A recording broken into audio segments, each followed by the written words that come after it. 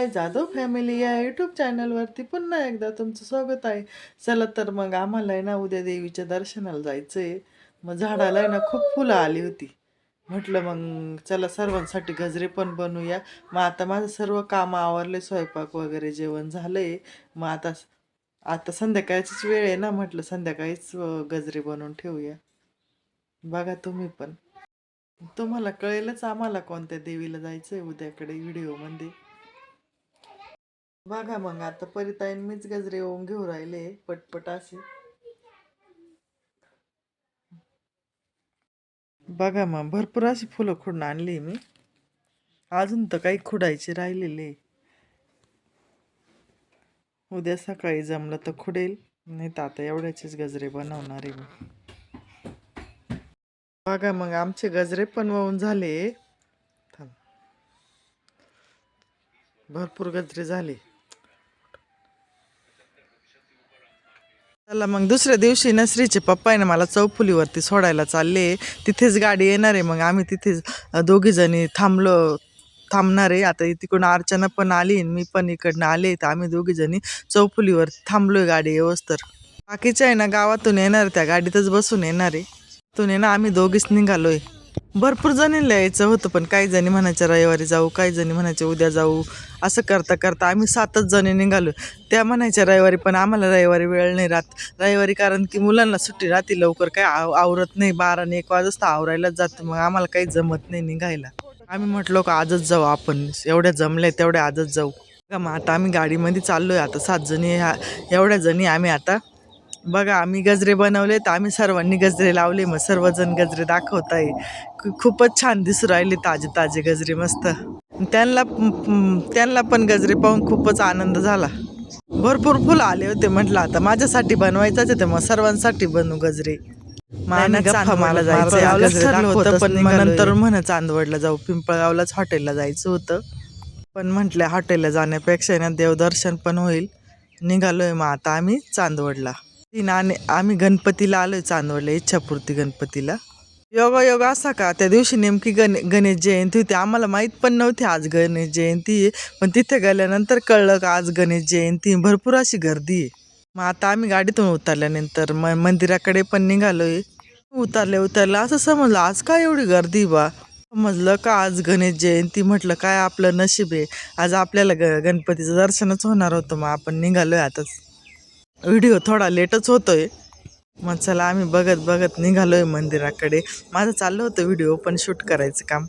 आता काही जणी मागे येतं, काही जणी पुढे आलोय आम्ही. श्रीला पण आणायचं होतं, पण श्रीचे पप्पा बोलले की तो लय ताण देईल तुला, त्याला राहू दे घरी माझ्याजवळच.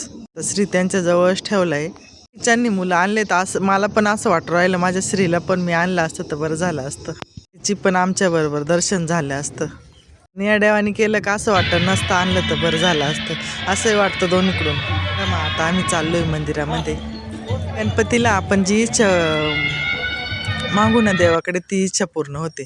बघा मग मंदिरात पण भरपूर अशी गर्दी आहे. दर्शनाला पण रांग लागली आहे. सर्वजण म्हणत होते आज काय योग आला आपला. अचानकच निघालो होतो, आज गणेश जयंती निघाली. बघा इथं पाळणा पण लावलेला आहे. ज्याची इच्छा असेल ते दान करताना पाळणा हलवितो. मी पण सर्वांनी पण थोडासा पाळणा हलवला. कृष्णाला झोका दिला आम्ही पण. मी पण मग घ्या आमच्या बरोबर गणपतीचं दर्शन. मंदिरात आल्यानंतर असं मन प्रसन्न होऊन गेलं. गणपती मंदिरामध्ये आज सजावट पण खूपच छान केलेली आहे. फुलांच्या माळी वगैरे लावलेले आहे, सर्वीकडे फुलांच्या माळी लावलेल्या आहे. मंदिराचं डेकोरेशन बघूनच खूप भारी वाटत होतं. दर्शन वगैरे घेतल्यानंतर आम्ही थोड्या वेळ 5-10 मिनटं मंदिरात पण बसलोय. काहींचे दर्शन बाकी ना, मग आम्ही साईडला येऊन बसलोय. ज्यांचे दर्शन राहिले त्यांना व्यवस्थित. ते भरपूर जण प्रसाद वाटत होते, पेढे. ज्याचा नवस राहतो ना ते पेढे वाटतं. कोणी 1.25 किलो वाटतं, कोणी 5 किलो वाटतं. माझी मैत्रीण पण होती, त्यांनी पण 1.25 किलो पेढे घेऊन वाटले. बघा आता इथे परत आम्ही झोका देण्यासाठी आलोय बाळकृष्णाला. ची गर्दी कमी झाल्यानंतर चला म्हटलं आपण थोडासा व्हिडिओ पण काढून बाळकृष्णाला थोडासा झोका पण देऊ. झोका दिल्यानंतर लगेचच आम्हाला बाहेर पण जायचंय. लगेच वाढतच होती गणेश जयंतीमुळे. मला असं वाटत होतं अचानक निघालो, पण काय योग आलाय. ठरवून निघालं का ज्या दिवशी आपल्याला जायचंय त्या दिवशी ठरवून निघालं का कधीच निघणं नाही होत, पण अचानक निघालं का माणसाचं निघणं होतं. भरपूर जण पेढे वाटत होते आता तिथे. बाहेर आल्यानंतर आम्ही थोडेसे फोटो पण काढलेत, थोडासा व्हिडिओ पण काढला. नंतर इथं गणेश जयंतीमुळे ना महाप्रसाद पण ठेवलेला आहे. मग आम्ही आता महाप्रसाद घ्यायला पण आलोय. इथे आपल्या हातानेच घ्यायचं होतं ताट करून आम्ही एका जागी बसलोय खाली. छान असा महाप्रसाद होता. बुंदी, उसळ, पुऱ्या, मसाली भात. मी सर्वांनी महाप्रसाद घ्यायला इथे थांबलोय. बघा मग भरपूर अशी गर्दी सगळीकडे. ज्याचं दर्शन झालं ते महाप्रसाद घ्यायला बसले इथे. तिथला महाप्रसाद आहे ना खूपच छान होता. मसाले भात तर खूप छान होता, मला इतका आवडला होता. नंतर आहे ना आम्ही लगेच निघालोय चंद्रेश्वरीला वरती. बघा रस्ता किती वळणाचा, असं वाटतंय गडावरच चाललोय का काय आपण. मी पोचलो पण आहे वरती. आता आम्ही ना मंदिराकडे निघालोय. ऊन पण खूप होतं आज. मग आम्ही आजूबाजूचं दृश्य बघतच निघालोय मंदिराकडे. वरती आल्यानंतर खाली खूपच भारी वाटतं बघायला. याच्या आधी ना पावसाळ्यात जर आलं ना खूपच छान वाटतं. हिरवीकडे सर्वीकडे हिरवं दिसतं. आता आलोय आम्ही मंदिराजवळ. मंदिरांच्या अजून कामच चालू आहे. 2 वर्ष झाले तेव्हा माझ्या बड्डेला मी आले होते, तसे आले नव्हते. तर आज आले मैत्रिणींबरोबर. तेव्हा श्रीला पण आणलं होतं. यावेळेस काय श्रीला आणलं नाही. तो खूपच ताण देतो, मग काय आणलं नाही. पण असं वाटतंय आणलं असतं तर बरं झालं असतं. चला मग आम्ही आता मंदिरात पण चाललोय. इथे ना शंकराचं महादेवाचं मंदिर आहे. काही गर्दी नव्हती, असं खूप छान असं दर्शन झालं आमचं तिथे. सर्वांनी छान असे दर्शन घेतले. असं व्हिडिओ पण काढले, फोटो पण काढले. तिथे गेल्यानंतर मंदिरात गेल्यानंतर मन असं प्रसन्न झालं होतं. उंचावरती मंदिर आहे ना, खूपच छान वाटत होतं. असं वाटलं इथेच आम्हाला हळदी कुंकू पण करायचं होतं ना. बाया बोलत होत्या की इथेच हळदी कुंकू करून घेऊ, पण आम्ही म्हटलो की नाही, आता खाली जाऊ देवीच्या मंदिरात करू.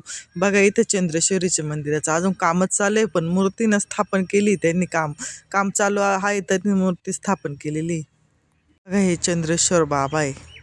चंद्रेश्वरी मातेच्या मंदिराचं अजून भरपूर काम बाकी आहे. आता इथे ना आम्ही मारुती मंदिराकडे आलोय, पण मारुती मंदिर आहे इथे बंद आहेत.